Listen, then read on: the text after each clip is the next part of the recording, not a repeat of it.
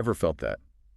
That familiar frustration when you need to send money internationally? Mhm. The hidden fees, the vague timelines, sometimes the sheer complexity of it all. It's a common headache, really. So today we're aiming to cut through some of that. We're doing a deep dive into the ACE Money Transfer app, focusing right in on this digital service that's really designed to make global money transfers simpler, straight from your phone. Right. And our mission here today, it isn't just to, describe another app.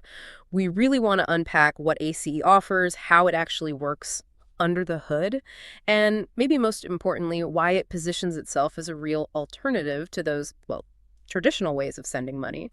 We want to help you understand the practical side of having a tool like this, literally, at your fingertips. Okay, let's get into it then. So at its heart, ACE Money Transfer is a mobile app for sending money overseas, built around being fast, secure, and hopefully easy to use. But when you say global, how global are we actually talking here, and who is it really aimed at?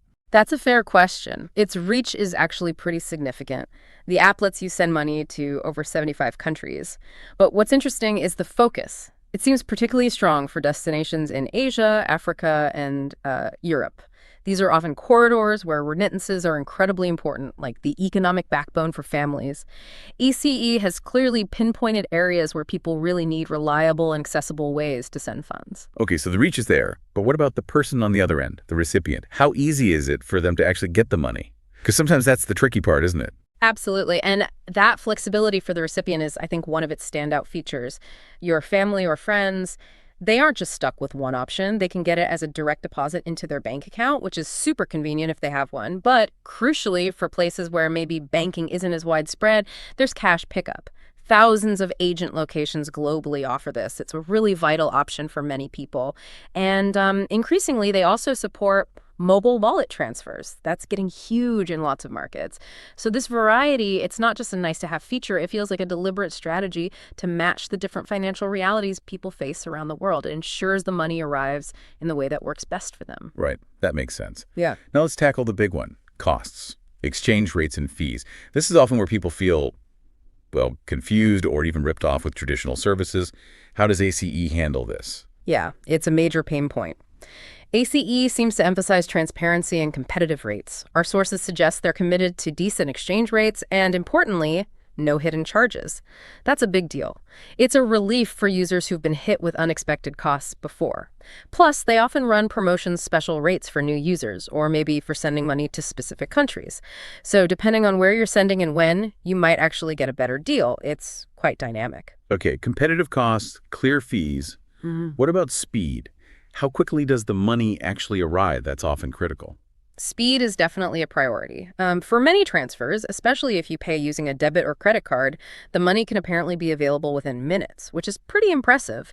It often uses direct connections to banks or mobile wallets. Now, it's true, if you fund it through an online bank transfer, that might take a bit longer, maybe a day or two, just standard bank processing times.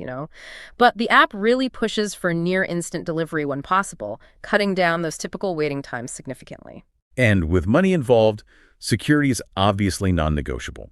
What reassurances does ACE offer on that front?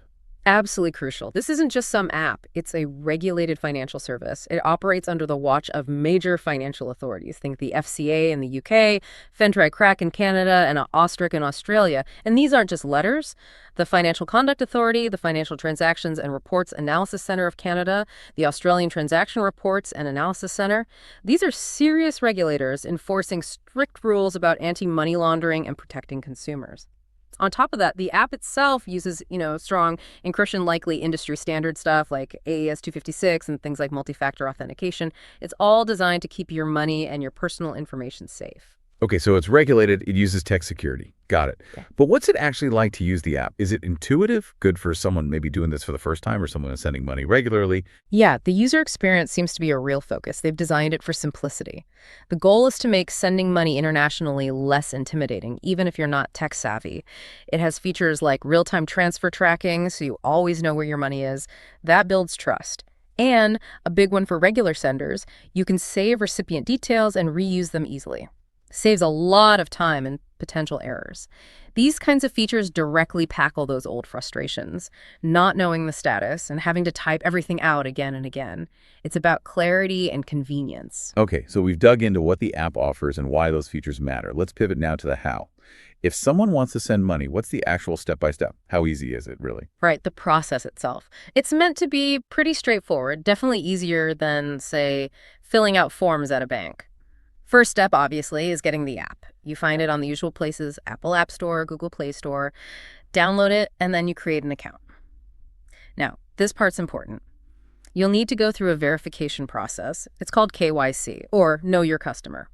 It's a standard security step for financial services, basically proving you are who you say you are before you start sending funds. It's about preventing fraud. Makes sense. So once you're verified and ready to go, Then it's pretty simple. You tap to start a new transfer, you'll select the country you're sending money to, and then enter the amount you want to send. The app usually shows you the exchange rate and any fees right there up front. Transparency again. okay, and then you choose how the recipient gets the money. Exactly. That flexibility we talked about, you pick what works best for them. Bank deposit, cash pickup, or mobile wallet. Got it. Then you need the recipient's details, I assume. Yep. You'll enter their full name, contact info, and if it's going to a bank, their account details. Often the app has little checks built in to help catch typos, which is handy for avoiding delays. And paying for the transfer. You've got options there too, usually a debit or credit card, which is often the fastest way. Or you can set up an online bank transfer from your account. That might take a little longer to process, but it's another choice. Right. And the last step. You just review everything on a final screen, double check the amount, the recipient, the fees, then you confirm the transfer. And after that, you can track its progress right there in the app in real time. So what does all this mean, really? It means this step-by-step digital process just cuts out a lot of the old friction. It gives you a convenient, controlled way to handle international transfers yourself. So wrapping this up, the ACE Money Transfer app seems to bundle together quite a bit. Wide global reach, different ways for people to receive money, decent speed, strong security, and a user-friendly interface. It's all geared toward making that process of sending money across borders less of a hassle for you. Exactly. And thinking about this, it really leads to a bigger question, doesn't it? As these digital solutions like ACE keep getting better and more common, how fundamentally might they change global financial connections? And, how will they reshape what we even expect when it comes to convenience for managing our money internationally? It's definitely something interesting to watch unfold.